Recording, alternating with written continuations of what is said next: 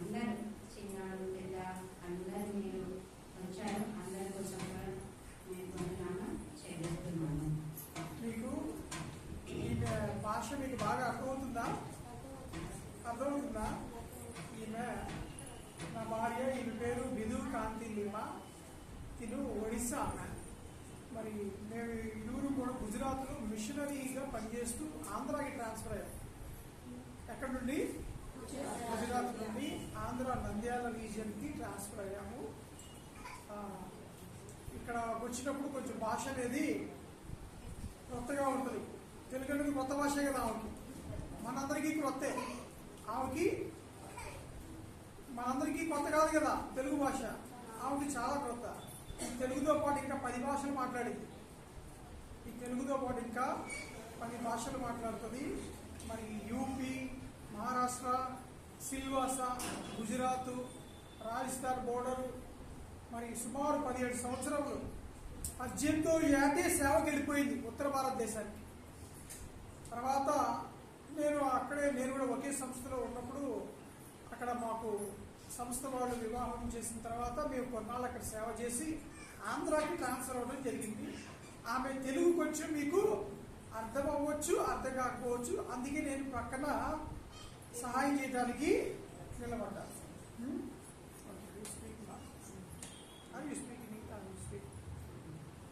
అయితే నేను ట్రై చేస్తాను, ప్రేయర్ చేస్తున్నాను.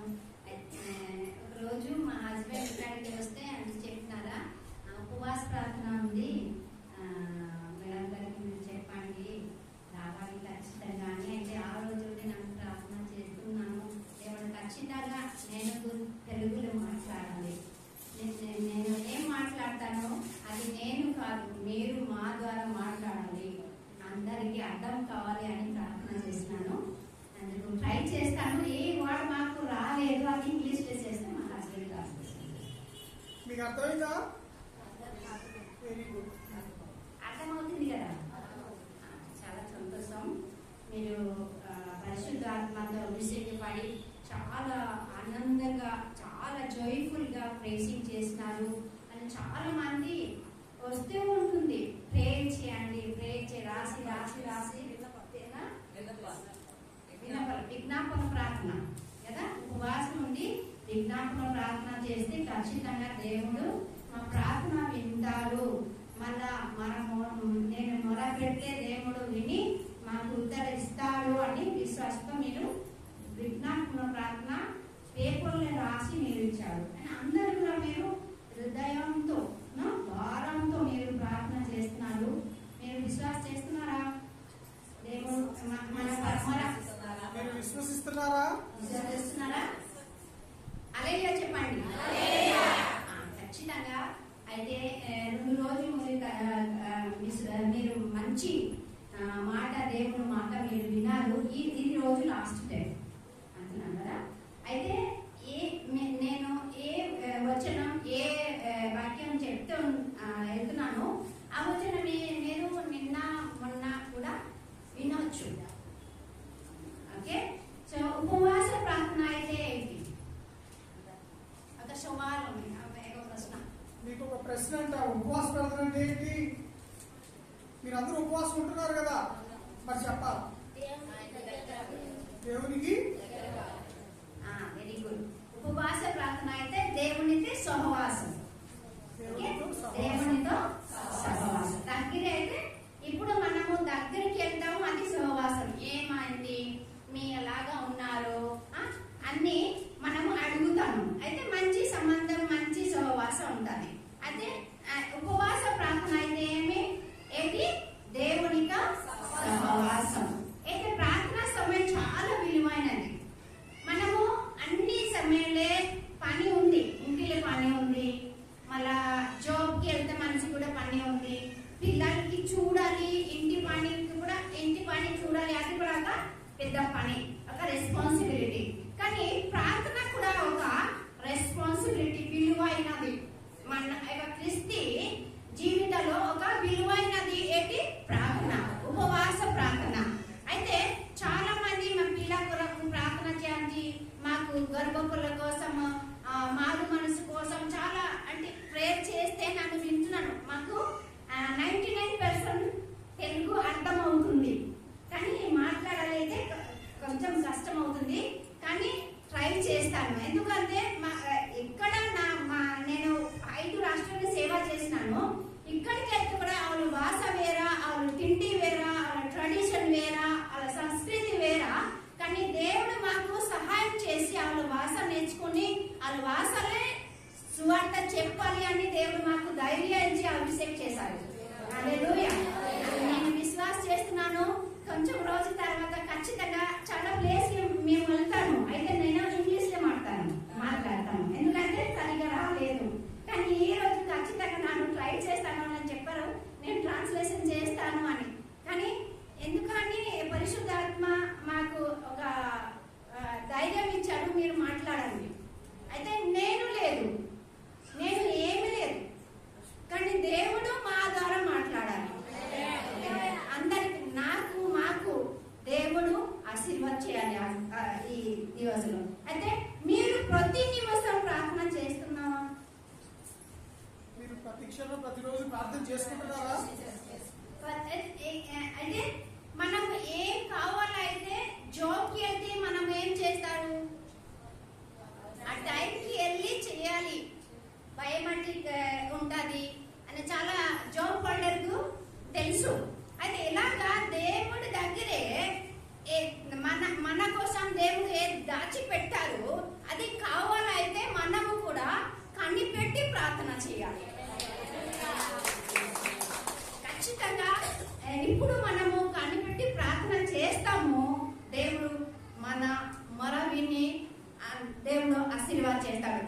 ఎస్తేరు గ్రంథంలో 4వ అధ్యాయం 3వ వచనం చదువుతాము. ఎస్తేరు గ్రంథం 4వ అధ్యాయం 3వ వచనం. సహాయం చేయాలి. 4వ అధ్యాయం రాజు యొక్క ఆజ్ఞయో శాసనము అక్కడున్న యూదులు ఉపవాసం ఉండి మహాదుఃఖంలోను ఏర్పులోను రోదనంలోను మునిగిన వారైరి. అనేకులు గోనెను బూడిదను వేసుకొని పడి ఉండిరి. ఎస్తేరు యొక్క పనికత్తెలను ఆమె దగ్గరనున్న చంద్రులను వచ్చి జరిగిన దాన్ని ఆమెకు తెలియజేయగా, రాణి గొప్ప మనోవిచారం కలదై ఒత్తితే కట్టుకొని ఉన్న గోనె పట్టును తీసివేయమని ఆజ్ఞ ఇచ్చి కట్టించుకొనుటకై అతని యొద్దకు వస్త్రములు పంపాను గాని అతడు వాటిని తీసుకోలేదు. అయితే ఇక్కడ ఏంటి? రాజా యొక్క ఆజ్ఞ, రాజా యొక్క శాసనం ఇక్కడ. అయితే ఏమైంది? యూదులకు హామాన్ అనే ఒక వ్యక్తి యూదులకు విరుద్ధంగా ఒక బ్యాడ్ ప్లాన్ చేసి ఆవుల కోసం ఏం చేసినారు? రాజా దగ్గరికి వెళ్ళి వాళ్ళకి చంపాలి. అయితే ఏమైంది? ఈ రాజా ఒక ఆజ్ఞా శాసనకు క్యాన్సల్ చేయాలి అంటే ఏం చేయాలి అని ఎస్తేరు రాణి ఉపవాసం ఉండి ప్రార్థన చేసింది. అయితే ఏమైంది? ఎస్తేరు అంత గొప్ప ధైర్యం ఇక్కడ నుంచి వచ్చింది ఎస్తేరుకి. అర్థమవుతుందా మీకు? ఎస్తేరుకి అంత ధైర్యం ఎలా వచ్చింది? రాజు శాసనంని దాన్ని క్యాన్సిల్ చేయాలంటే ఒక రాజు ఇచ్చిన ఆజ్ఞ క్యాన్సిల్ చేయడం సామాన్యం కాదు. కానీ అది క్యాన్సిల్ చేయాలంటే ఉపవాసం ఉండి ప్రార్థన చేసి దేవుడికి రాజు దగ్గరికి వెళ్ళాలని తీర్మానం చేసుకుంది. అయితే ఎస్తేరు రాణికి తెలిసే రాజు ఒక మనిషి, ఈ రాష్ట్రం కోసం ఈ దేశం కోసం ఒక పెద్ద వ్యక్తి. కానీ రాజు యేసుక్రీస్తు పెద్ద దేవుడు, పెద్ద రాజు అని ఎస్తేరు రాణికి తెలుసు. హల్లెలూయా. అందుకు ఏం చేసింది ఎస్తేరు రాణి? ముందుగా దేవుడి దగ్గరికి వెళ్ళి ఉపవాసం ఉండి ఒక్కడి ప్రార్థన చేయలేదు. ఆమె పనికుల అందరికీ కూడా చెప్పింది, మన యూదులకు కూడా చెప్పింది, మీరు కూడా ఉపవాసం ఉండి ప్రార్థన చేసండి, నేను కూడా చేస్తాను. మా పనికుల అండర్ సర్వెంట్ ఉన్నారు, అందరు కూడా మేము కూడా కలిసి ఉపవాసం ప్రార్థన చేస్తే ఖచ్చితంగా ఈ శాసన ఈ ఆజ్ఞ వృధా అవుతుంది, క్యాన్సల్ అవుతుంది అని విశ్వాసం ఉంచి ఈ ఎస్తేరు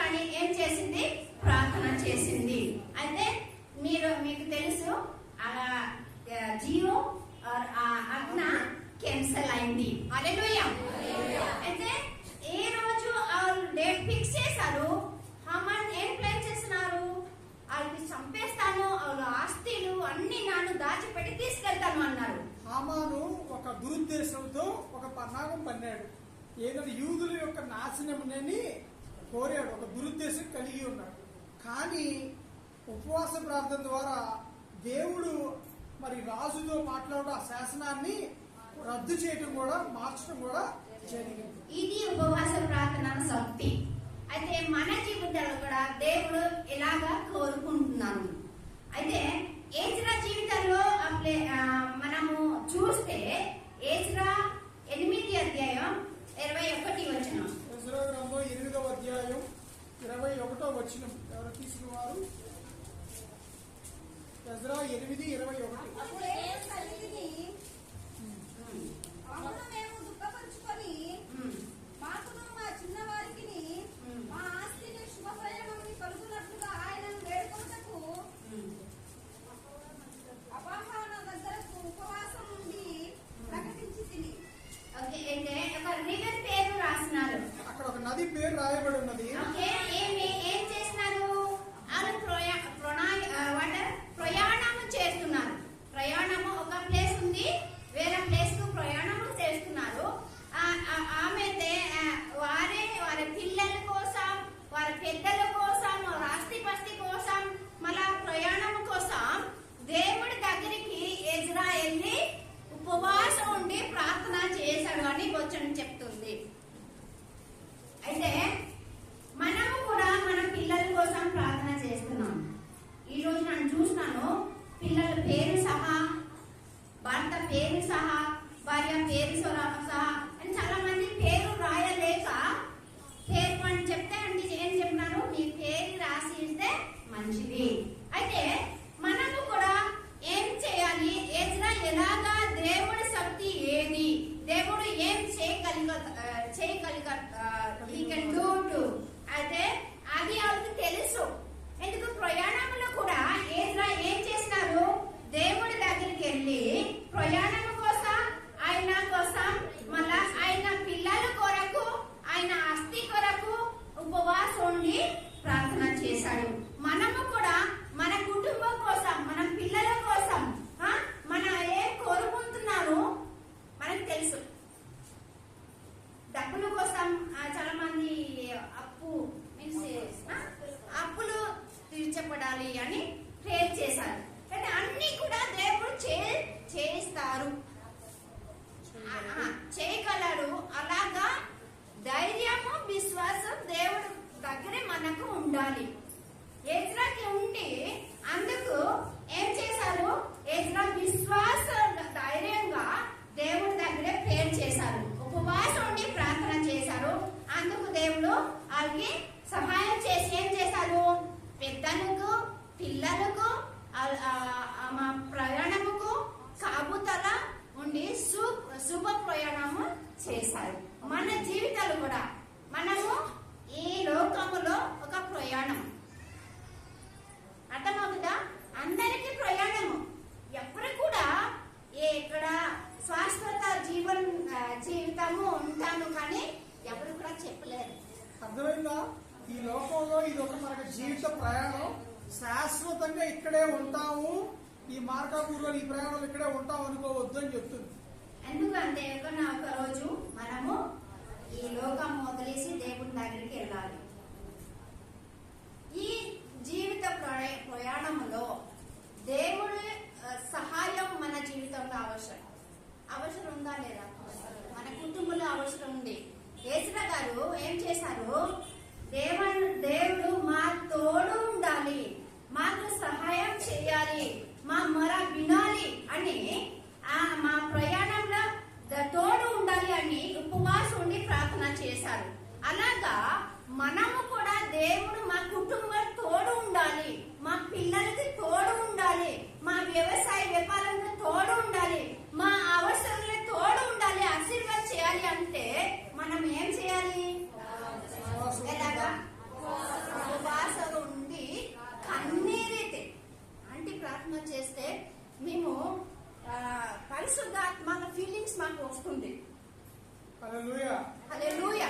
అయితే ఏమి కన్నీరైతే దేవుడి దగ్గరికి మనం వెళ్తే ఖచ్చితంగా దేవుడు మన ప్రార్థన వింటారు. హల్లెలూయా. మై లైఫ్ ఎక్స్పీరియన్స్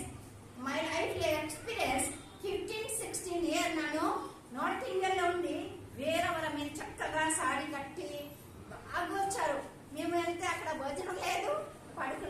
స్థలం లేదు.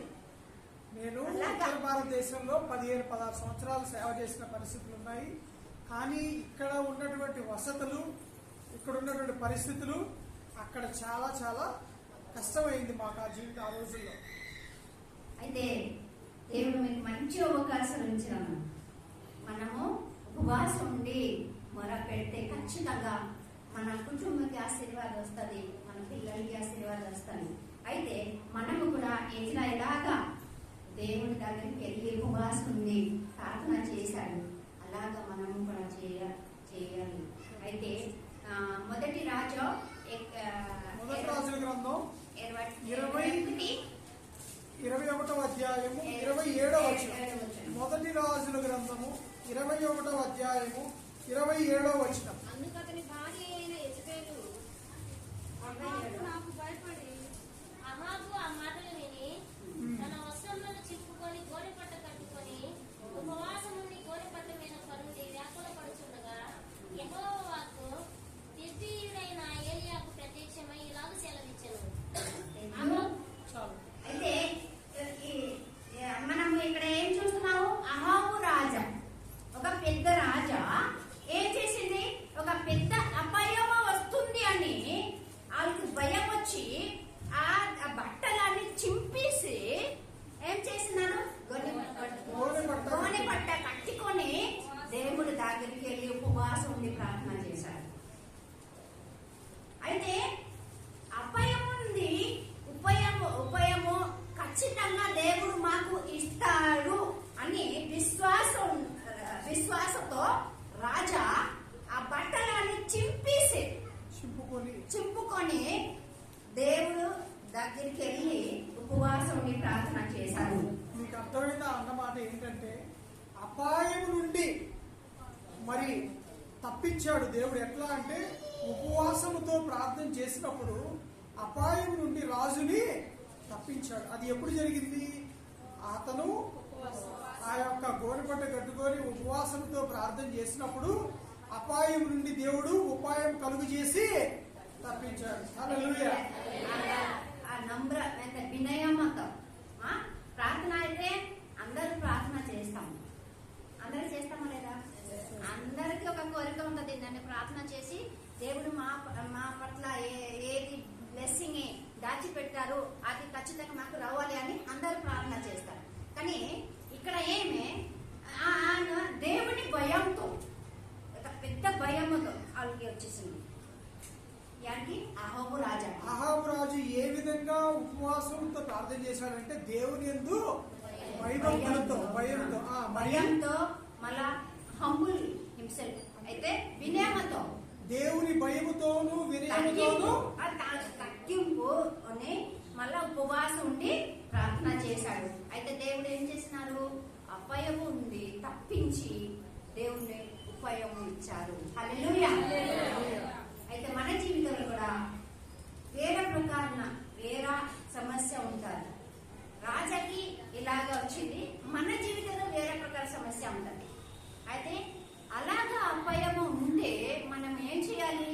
మనిషి దగ్గరికి వెళ్ళకుండా దేవుని దగ్గరికి కన్నీరితే ఉపవాసం ఉండి ప్రార్థన చేస్తే, అదే వాళ్ళు బట్టలు చింపి అయితే హృదయం means you have to break our heart and you have to pray to God.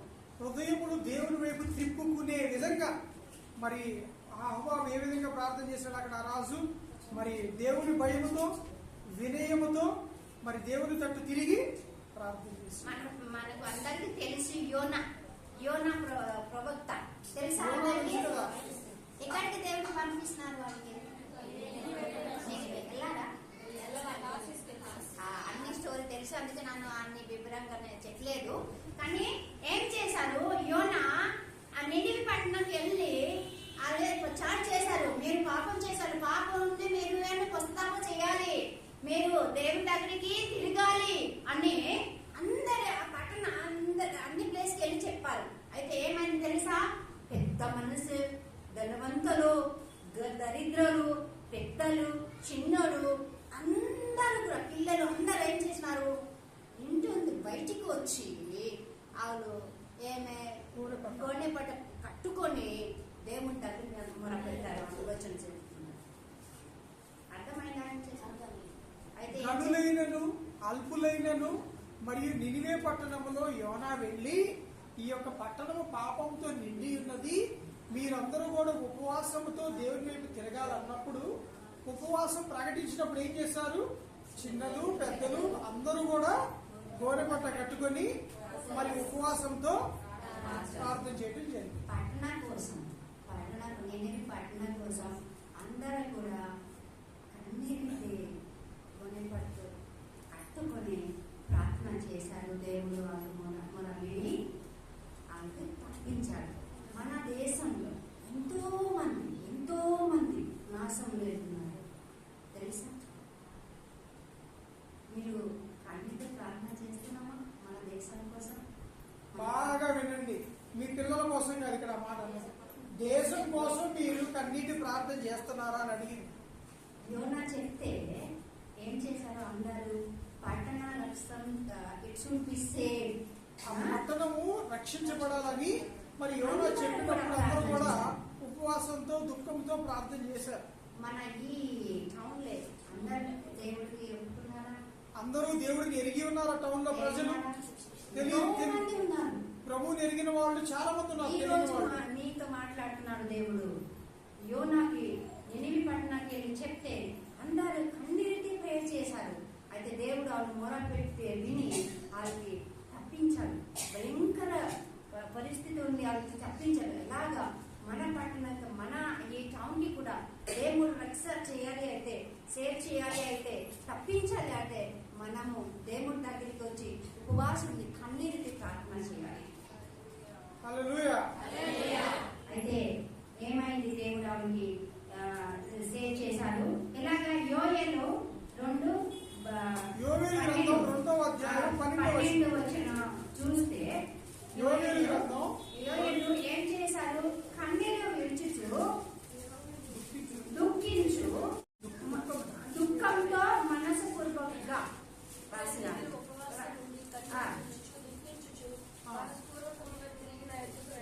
మూడు విషయాలు ఇక్కడ చూస్తాము. ఆ లైఫ్లే యోయేల్ లైఫ్లే ఏం చేసినారు? ఫస్ట్ కన్నీరు ఉపవాసం ఉండి కన్నీరు విడిచుచు దుఃఖంతో, దుఃఖం అంటే మనసు పూర్వకంగా. అయితే ఇప్పుడు మనము దుఃఖంతో అయితే కంట్రోల్ చేయలేదు. ఇప్పుడు వస్తుంది అది ఒక భారం వస్తాయి కదా, ఖచ్చితంగా కావాలి అనేది. ఎప్పుడు వస్తుంది మానవుల్లో? ఖచ్చితంగా హృదయంలో భారం ఉన్నప్పుడు. కళ్ళల్లో నీళ్ళలా వస్తాయి, కారం మంటగా ఉంటే కళ్ళలో నీళ్ళు వస్తే రావా? అయితే ఆ యోయేలు కూడా కన్నీరు విడుచు దుఃఖంతో మనసు పూర్వకంగా దేవుని దగ్గరికి వెళ్ళి ప్రార్థన చేశారు. ఇది రాసినాడు. నెహెమ్యా కూడా అలాగా.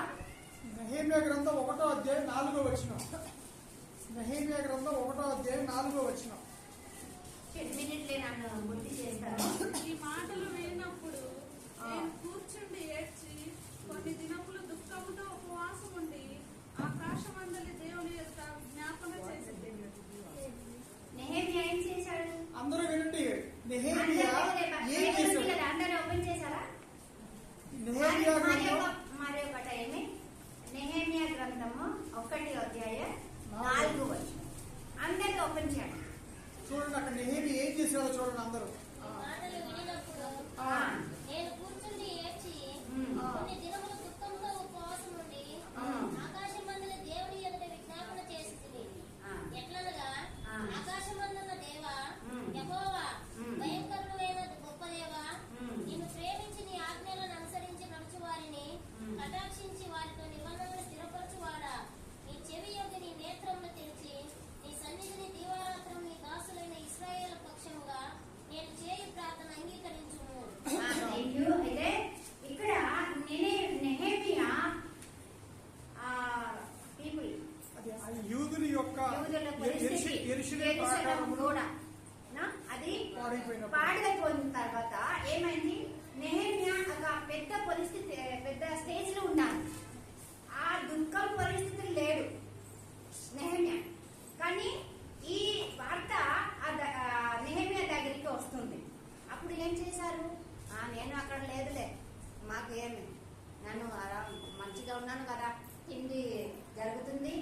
మంచి పల్లెస్లో ఉన్నాను, నాకు ఏమి యాడు చంపేస్తే ఏమైతే ఏమి అలాగా చేయలేదు. మీకు అర్థమైంది అన్నమాట. ఏంటంటే నెహెమియా ఒక విషయం విన్నాడు. విన్నాడు?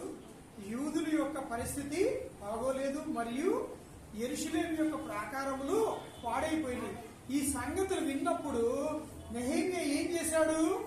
1వ అధ్యాయం 4వ వచనంలో ఏముంది? అక్కడ కూర్చుండి ఏడ్చి దుఃఖంతో ఉపవాసం ఉండి దేవుని ఎదుట విజ్ఞాపనం మణిపూర్ ఎంతో ఎంతో భయంకర పరిస్థితిలో ఉన్నారు. విన్నారా? మణిపూర్ అనే మాట ఎప్పుడైనా? చాలా భయంకరమైన పరిస్థితులు. ఒకటి చెప్తాను వినండి. ఒక ఆమె మరి డెలివరీకి దగ్గరగా వచ్చింది. మరి నొప్పులు వచ్చినాయి. అంబులెన్స్ లో తీసుకుపోతా ఉంటే భార్య భర్త అంబులెన్స్ లో ఉండి వెళ్ళేటప్పుడు బండి ఆపారు. నువ్వు ఎవరివి అన్నప్పుడు నేను మైతే జాతికి చెందిన దాన్ని అని చెప్పింది. నీ భర్త ఏ జాతికి చెందినవాడు అంటే కుకీ జాతికి చెందినవాడు అని చెప్పాడు అతను. వాళ్ళు ఏం చేశారు? పెట్రోల్ పోసి అంబులెన్స్ కి అందరినీ తగలబెట్టారు. దేశంలో ఎంత భయంకరమైనటువంటి పరిస్థితి అంటే అంత భయంకర పరిస్థితి. ఒక టైం తిండి లేక అల్లాడిపోతున్నారు. డాడీ ఇక్కడ ఉన్నారు, పిల్లలు ఇక్కడ ఉన్నారు, ఆస్తి లేదు, ఇల్లు లేదు, భయంకర పరిస్థితి. అయితే ఇద్దరు గ్రాండ్ మదర్ గ్రాండ్ ఫాదర్ వాళ్ళకి చూపు సరిగా లేదు. అందరు చెప్పారు వస్తున్నారు చంపేస్తున్నారు అంటే ఇద్దరు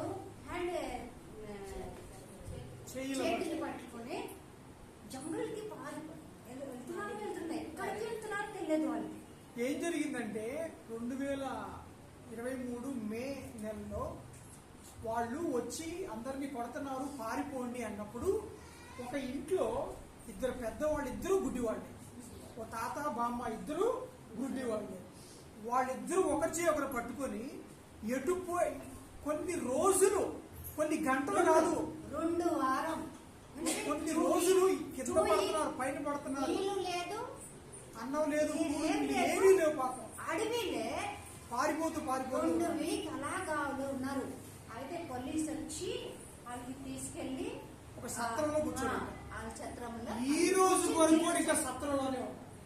ఈ రోజు కూడా నియర్లీ 60,000 పీపుల్ అలాగా ఉన్నారు. 60,000 మంది ప్రజలు దిక్కుతోచగా ఎక్కడ పడితే అక్కడ సత్రాలు. ఇదిగో ఎవరు బ్రతుకున్నారో తెలియదు. తల్లి బ్రతుకుందో, తండ్రి ఒక ఆమె మరి ఇట్లానే భార్యాభర్తలు ఇద్దరు భోజనం చేసుకుని సాయంత్రం పూట డెలివరీ అయితే ఇది ఇంకో కేసు. పిల్లోడికి ఏం పేరు పెట్టాలి అని మాట్లాడుకుంటున్నారంట. భర్త ఏదో గొడవ వినపడుతుందని చెప్పి బయటికి వెళ్ళారు. ఆ బయటికి వెళ్ళిన వ్యక్తి ఈ రోజు వరకు రాలేదు. ఆ అమ్మాయి మటుకు డెలివరీ అయ్యింది. ఆ సత్రంలోనే ఒక బిడ్డను కనింది. బ్రతికున్నాడో ఎక్కడున్నాడో ఏమీ ఈ రోజు వరకు. ఎందుకు చెప్తున్నామంటే మనం ఎంతో నెమ్మదిగా ఉన్నాం, మనం ప్రశాంతంగా మనం తిరిగి పడుకుంటాం కాదు. కానీ మనం ప్రార్థన చేయాల్సిన బాధ్యత దేవుడు మన మీద ఉంచాడు. ఉపవాసముతో దుఃఖముతో మన ఇంట్లో ఎంత సమస్య వస్తే ఎంత బాధపడి చేస్తామో ఇతరులకు కూడా అదే భారంతో. ఒక చిన్న పిల్లలు చూపెడతాం, 3 పిల్లలు, ఒకటికి 9 వయసు, ఒకటికి 6 వయసు, ఒకటికి 4 వయసు, 3 పిల్లలు చంపారు. తండ్రి ఒక్కడే ఇలా కూర్చుని ఉన్నాడు, భార్య ఎక్కడుందో తెలియదు. పిల్లల ఫోటోతో సహా నా దగ్గర ఉన్నది. ఎంత బాధ అంటే ఆ చిన్న పిల్లలు చూస్తే, చిన్న పిల్లలు 3 చంపారు. మనం ధన్యులుగా కాదు అసలు. అయితే నెహెమియా ఇప్పుడు వాళ్ళు విని వాళ్ళు ఏం చేశారు? కూర్చుండి ఏడ్చి దుఃఖంతో ఉపవాసం ఉండి ప్రార్థన చేయాలి. అలాగా మన రాష్ట్రం లేదు, మనకు ఎందుకు లేదు, మన దేశం మణిపూర్ కూడా మన దేశం వ్యక్తి. మన దేశంలో ఉన్న రాష్ట్రమే మణిపూర్ కూడా. నెహెమియాకి ఎలాగ భారముతో ప్రార్థన చేశారు, అలాగా మనము కూడా భారముతో ప్రార్థన చేస్తే దేవుడు ఖచ్చితంగా అడుగు కాపాడతాడు. అయితే ఎందుకంటే మీ అన్ని విషయం మాకు 3 డే అప్డేట్ మా మిషనరీ వాళ్ళు 24 రాష్ట్రాల్లో ఉన్నారు. ఎప్పుడు ఏది జరిగినా కానీ వెంటనే మనకు ఫోన్లోను వాట్సాప్లోను తెలియజేస్తుంటారు. అక్కడ ఉన్న వాళ్ళు పరిస్థితులన్నీ కూడా మాకు ఎప్పటికప్పుడు చక్కగా తెలియజేస్తూ ఉంటారు. సో మీరందరూ కూడా విన్నారు కాబట్టి ఏం చేయాలి? బాధ్యతగా రోజు మీ కుటుంబంలో వ్యక్తిగత ప్రార్థనలో చేయాలా. అయితే మీకోసం చేయలేదు అని చెప్పలేదు. మీకోసం, మీ ఫ్యామిలీ కోసం, మీ పిల్లల కోసం, మీ వ్యాపార కోసం, మీరు అవసరాల కోసం ప్రే చేయండి. కానీ దానితో పాటు మన రాష్ట్రం కోసం, మన దేశం కోసం కూడా మొర పెట్టాలి. దేవునికి దగ్గరే ఉపవాసం ఉండి ప్రార్థన చేయాలి. ఖచ్చితంగా దేవుడు మన ప్రార్థన విని దేవుడు ఆశీర్వాదం ఇస్తాడు. అయితే ఇక్కడ నన్ను కన్క్లూజ్ కి 5 పాయింట్ నన్ను చెప్పేసినాను. అది ఎలాగా నన్ను చెప్తాను. అయితే దేవుడితో సహవాసం ఫస్ట్ నన్ను చెప్పినాను. ఉపవాస ప్రార్థన అయితే దేవునితో సహవాసం. ఇట్లా ఎస్తర్ రాణి ఉపవాసం ఉండి దేవుడితో సహవాసం చేసినందుకు దేవుడు ఆ ప్రార్థన విని వాళ్ళకి రక్షించడం. ఓకే, భయంకర పరిస్థితులను తప్పించినాడు. అండ్ సెకండ్ థింగ్, రెండోది దేవుని ప్రత్యక్షత బయలుపరచుతాం. ఏంటి రెండోది? ఏంటి? దేవుని ప్రత్యక్షత బయలుపరచుట. అయితే మనం చూసినాను ఏంటి, ఎజ్రా ఒక క్లియర్ గైడెన్స్ కావాలి మాకు. మీరు మా తోడు ఉండాలి, మా ప్రయాణంలో మంచిది ఉండాలి, మా పిల్లలు మంచిగా ఉండాలి అని దేవుడి ప్రత్యక్షత క్లారిటీ కావాలి అని ప్రార్థన చేశారు. అలాగా మనము కూడా ఫర్ ఎగ్జాంపుల్ ఒక కార్ ఉంది, కార్లే ఒక ఎక్స్పోర్ట్ డ్రైవింగ్ చేసి వెళ్తున్నాను. ఓకే, కానీ వేలే ఏమైంది? ఫాల్ అయింది, బాగా వర్షం వచ్చింది. మీరు ప్రయాణం చేస్తున్నారు కదా, చేస్తున్నారా? బస్సులో ప్రయాణం చేస్తున్నారా? అయితే వాహనం వర్షం పడితే గ్లాస్ ఉంటది కదా, డ్రైవరే ఆ వైపర్ ఆన్ చేయలేక డ్రైవింగ్ చేస్తారా? ఆ డ్రైవర్ ఏం చేస్తాడో అది తుడుస్తుంటాడా లేదా? డ్రైవర్ తుడచలేదు, ఒక వైపర్ ఉండాలి. ఇప్పుడు వైపర్ ఒకటి ఉంటుంది, ఒక పుల్లలాగా. అది ఎందుకని? నీరు చూడాలి అని. తోడితే ఏమవుతుంది? ఎక్స్పోర్ట్ డ్రైవర్ కూడా క్లారిటీ వస్తుంది. ఇక్కడ గడ్డ ఉంది, ఇక్కడ మౌంటైన్, ఇక్కడ ఇబ్బంది ఉంది. అది క్లారిటీ కోసం వైపర్ ఏం చేస్తారు? క్లీన్ చేస్తారు. అలాగా మన జీవితాలు కూడా ఏం చేయాలి? ఏది ఒక క్లారిటీ లేక చాలా మంది ఉన్నారు. దేవుడికి విశ్వాసం చేస్తున్నాము, దేవుడి దగ్గర మొర పెడుతున్నాను, కానీ కొంచెం somethings it will be like not clarity. నేను చెప్తాను ఏంటంటే, ఇప్పుడు మన జీవితంలో మనం వెళ్ళే ప్రయాణంలో దేవుని యొక్క గైడెన్స్ కావాలా. గైడెన్స్ అంటే అర్థం ఏంటంటే, దేవుడి యొక్క ఆలోచనలు మనకు తెలియజేయబడాలి. అది ఎప్పుడు జరుగుతుంది? దేవుడితో సహవాసం చేసినప్పుడు, మరి దేవుడితో ఉపవాసం ఉండి ప్రార్థన చేసినప్పుడు ఆయన ఆలోచనలు బయలుపరుస్తాడు, ఆయన ఉద్దేశంలో బయలుపరుస్తాడు. ఎజ్రాకు కూడా అటువంటి గైడెన్స్, మరి ప్రయాణంలో దేవుడు తోడుగా ఉన్నాడు. మన జీవిత ప్రయాణంలో కూడా దేవుడు బయలుపరచాలి అని అంటే, ఆయన ప్రత్యక్షతలు, ఆయన ఆలోచన బయలుపరచాలంటే మనం ఉపవాసం ఉండి వ్యక్తి లైఫ్ లో ఒక పర్పస్ ఉంది. ప్రతి ఒక్క వ్యక్తి జీవితంలో కూడా దేవునికి ఒక ఉద్దేశము ఉంది. ఆ ఉద్దేశాలు పరిపూర్ణంగా సఫల అవలేక మనం ఏం చేయాలి? దేవుడికి మంచి సహవాసం ఉండాలి. ఏమన్నా అర్థమైందా? ఆ ఉద్దేశము సఫలపరచబడాలంటే, అది జరగాలంటే ఏం చేయాలా? దేవునితో సహవాసం కలిగి ఉండాలి. థర్డ్ థింగ్, పరిశుద్ధాత్మ కార్యాలు మన జీవితంలో జరగాలి అని ఉపవాసం ఉండి ప్రార్థన చేయాలి. పరిశుద్ధాత్మ కార్యాలు మన జీవితంలో జరగాలి. పరిశుద్ధాత్మ ఏం చేస్తారు చెప్పండి? పరిశుద్ధాత్మ ఏం చేస్తారు? బోధిస్తాడు కదా. బోధిస్తారా లేదా? ఎంతో మంది పరిశుద్ధాత్మ లేక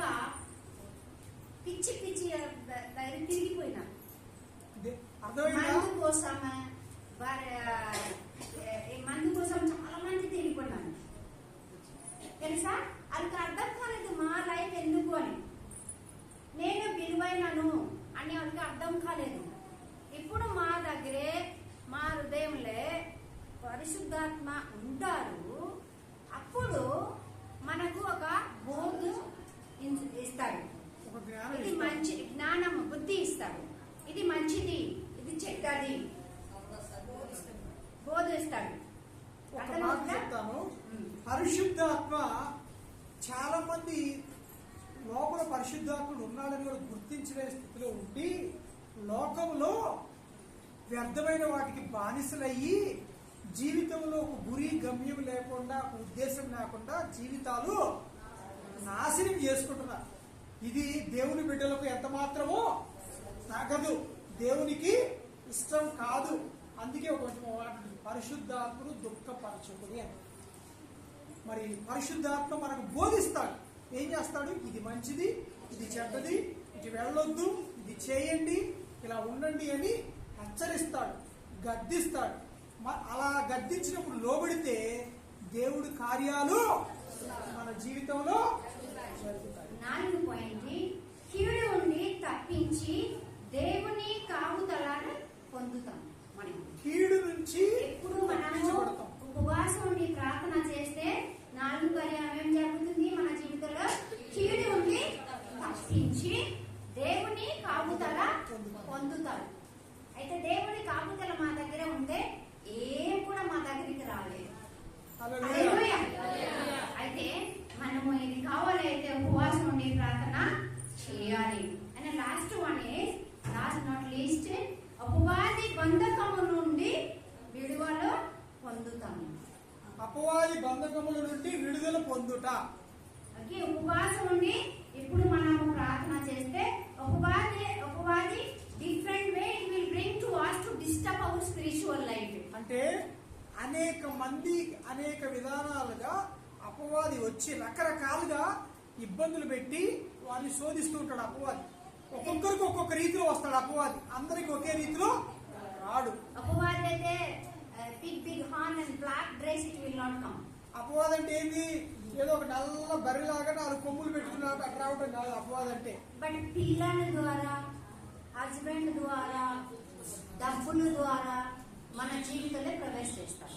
అర్థమవుతుందా? ఒకసారి పిల్లల ద్వారా, కుటుంబీకుల ద్వారా, డబ్బు ద్వారా, రకరకాల ద్వారా అపవాది శోధిస్తూ ఉంటాడు, వస్తుంటాడు. డబ్బుల కోసం, పిల్లల కోసం చాలా మంది దేవుడికి విలువైన సమయం ఇవ్వలేక ఏం చేస్తున్నారు?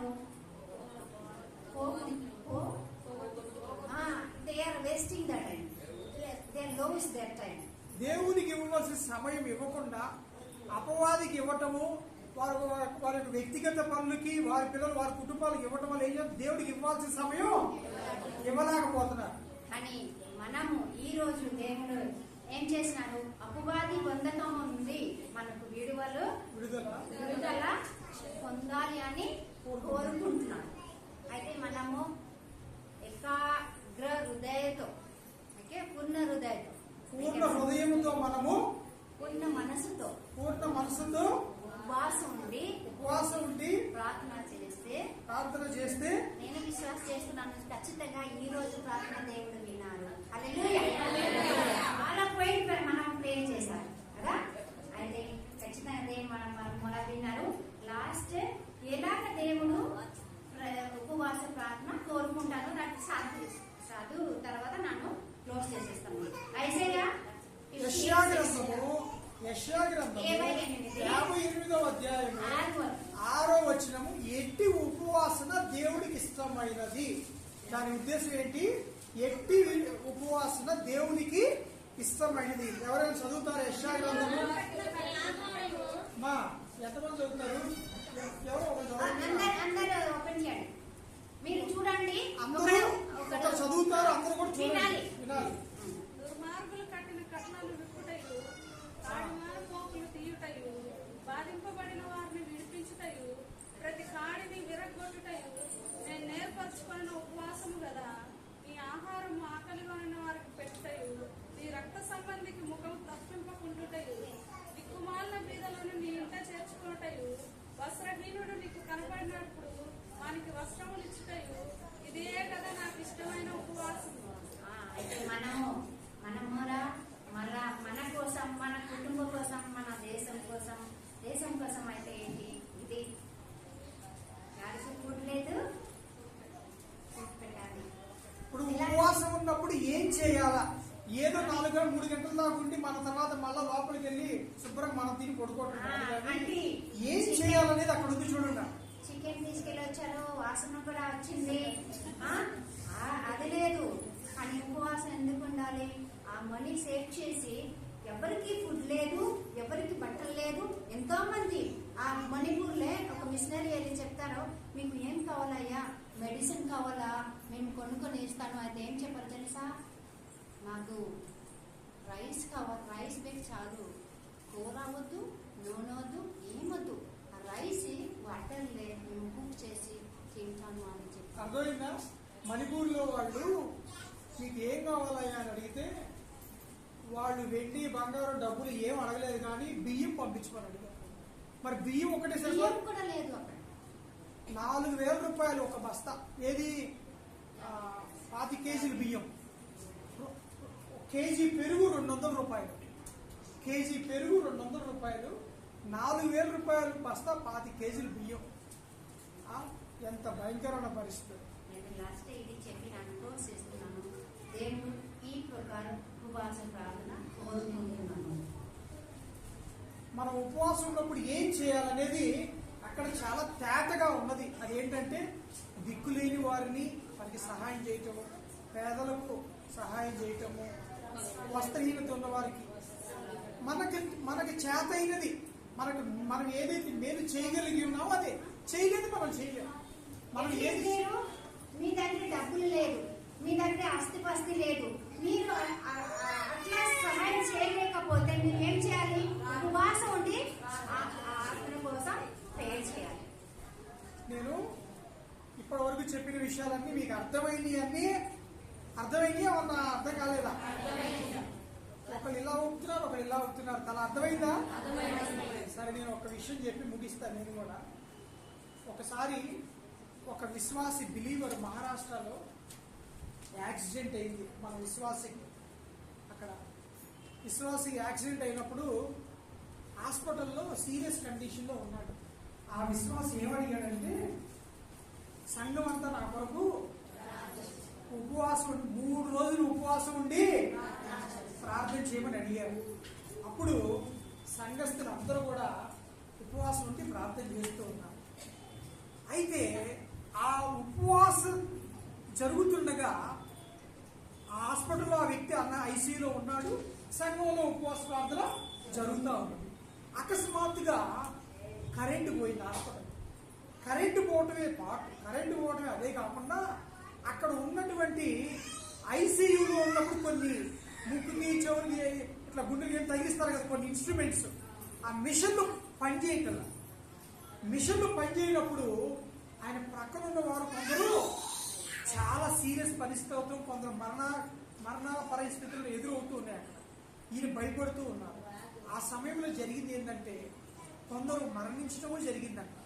ఈయన మటుకు మరి ఎవరో వచ్చారో తెలియదు కానీ ఎవరో ఒక వ్యక్తి ఆయన తాకినట్టుగా ఆ స్పర్శ అనేది ఆయన అనుభవించున్నాడు.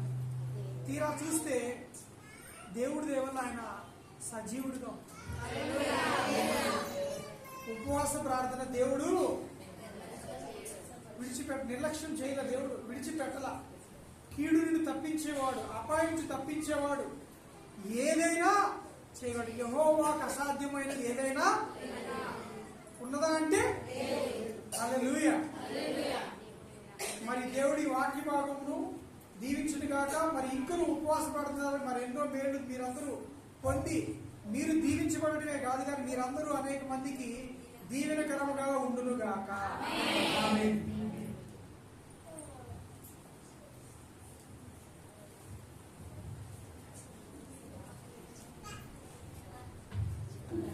మా గురించి కూడా